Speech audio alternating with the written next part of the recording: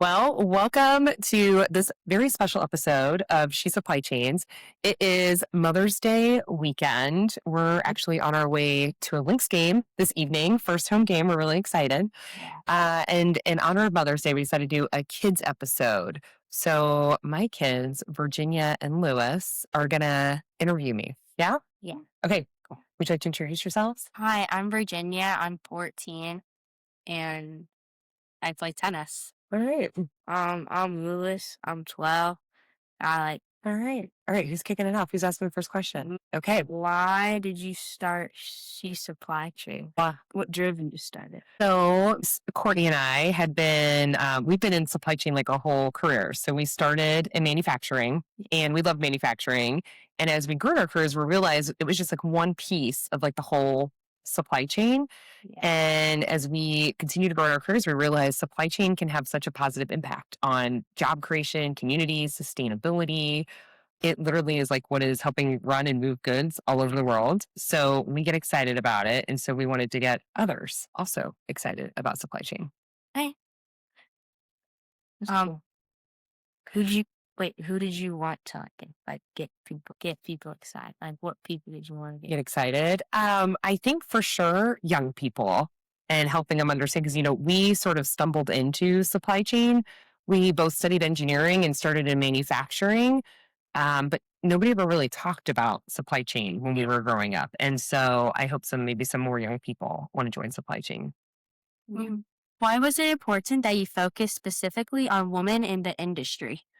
So this is something that's really important to Miss Courtney and I. I also think, we started a long time ago, over 20 years ago, and there weren't very many other women. And so um, there are actually lots of women in supply chain. We're just maybe scattered across. And I think, again, kind of as we were growing our careers and looking up, you didn't have a lot of female leaders maybe that you saw. It wasn't typical. And so for us, it was really important to start to share a lot more stories about women in the industry. There's a saying that if you see it, you can be it. And so sharing these stories of other women, I hope inspire Yeah. others to see that they might have a path or get excited too about what they could do. Biggest oops you made in your career? How'd you fix it? I think you make oops in I think in every single job that I've had. I think as you move jobs, you're learning something new. And so you're going to make a mistake. I think what's important is what do you do about it? Like, how do you learn Yeah. from it? One of my first big oops, I still remember this, like it was burned in my brain. I was 22, I was a brand new team leader, and I worked at a brewery. And Was it the that's right, it was at Anheuser-Busch, it was in St. Louis. And we would make like special like brews with different recipes that we would try out, and it wait, would have its own special recipe. did you taste test them? You did. You had to taste test the beers. You also had to take a breathalyzer though before you What's the left breath work. you say? It's to measure, make sure your alcohol. Yeah. So you had to be safe. Yeah, yeah. You weren't like just drinking lots of beer, but you did taste it. Oh, okay. So this recipe, normally what would happen is you'd print it off because this is back when like not everything was all on screens and everything. You'd print it off and you would like take it out to the crew.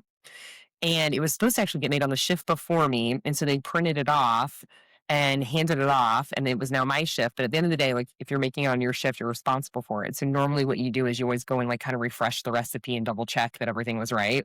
Well, they had changed the recipe from the time it had been printed on the previous shift. So they made this whole fermenter of beer. And when I say a fermenter of beer, I want you to think of a tank that's like 3 stories tall and like as wide as a house. It was the equivalent of like 6,000 barrels of beer, which is like 12,000 kegs. And I know you guys don't know what kegs are, but it's a lot. It was a lot and they couldn't use it. So I know, big eyes, right? It was worth so much. And I still remember like the next day, my boss at the time, like having to walk him through like what I did, what I was going to do differently. And he was actually really nice about it because it was a pretty big mess up. They blended it away to like other beer. So like there's different kinds of beers and there's Yeah. premium beers and then there's like more popular beers, maybe like a Natural Light or a Busch Light, and Yeah. they would kind of blend it away. So it didn't like get thrown away, but it definitely didn't get used as like a nice special recipe. So that was one. But I think again, no matter what you do when you're learning something new, like you're going to make a mistake. One day you guys have to interview for jobs and they always ask this question, like, tell me about a time when you didn't get something right. They're not trying to trip you up. They really want to know because they know that everybody makes mistakes. They want to know, like, well, what did you learn from it? If you could interview anyone in the world, dead or alive, about how they would run things, who would it be? Um, I should look this up. I would like to know who runs the Disney operations. Mm, Because I feel like no matter which Disney operation you attend or you go to, like it just runs so yeah. well. Like, what would happen if Disney was running other places? Kind of like Chick-fil-A, they're a little bit like that too, I think. Just really efficient, and yet it doesn't feel, or at least the people working the parks don't feel frazzled. I feel like I still feel a little bit frazzled, but yeah, I feel like that would be like a really interesting one to understand. Those are really big operations. All those people coming in every single day, some of them coming multiple times, some of them coming for the first time, and having these high expectations. So I think that would be something cool to learn about how they run Yeah. that whole operation. What operation would you want to know? The Taylor Swift tours? That was another one. She had like massive trucks and everything going city to city. What about you, Lewis? The Timberwolves operations? That would be another cool one. What do you know that you didn't know when you started the podcast? What did I know that we didn't know when we started the podcast? Have learned a lot about social media. So I don't think I paid too much attention to that before and realizing how important it is for people who are starting to like grow something like a brand or a new business. So I know you guys are probably, even though you're not a lot on social media, you see it in all these places. So I think I underappreciated it maybe. So learned a lot about that. Mm. Learned a lot about the software, like how do you actually record a podcast? And it's been fun to talk to other people who do this. Who have you talked to? So there's a woman named Carla. She's launched like 3 or 4 podcasts. And so listening to like her stories about what worked and what didn't work, things like that. Yeah. Yeah. Um, what's been the most difficult thing about running the She Supply Chains podcast? I would say, I don't know if difficult's the right word, but this isn't like our 9 to 5 job. So like right now, here we are, Saturday afternoon. And so, but it still brings, I think both Miss Courtney and I like joy and energy. So it still feels like we're having fun doing it, but it is, you got to stay like really organized and on top of it because we publish every Monday. So that's been something that I think we both, have big jobs, we travel, all the things. And so just staying on top of that. That's cool. Yeah. Um, what is the coolest or most unexpected thing you've learned about supply chain? So this one has been fun. As we interview different guests, we get to learn a little bit about what part of the supply chain they work in. They might work in like a totally different industry than us too. And so what does that look like? And like, what does that mean? And what do they have to think about? That I think has been really, really fun. Yeah. What's the hardest part of being a podcast host that people don't see when they're listening to the audio?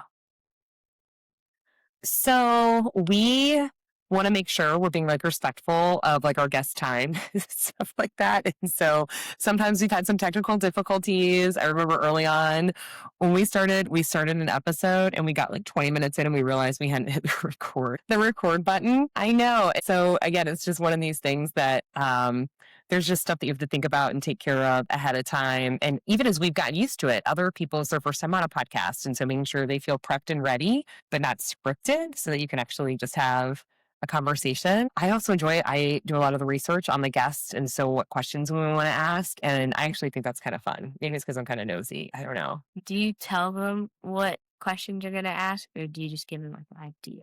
We send people the questions ahead of time so they have time to like think about it. But sometimes stuff pops up like that question that you just had about do you rate their questions or not? And so it goes that way. But that way they have an idea of what we want to talk about and what we think our listeners might want to hear too. What is the future hold for She Supply Chain in 5 years? In 5 years, gosh, one, I hope we're still doing the podcast.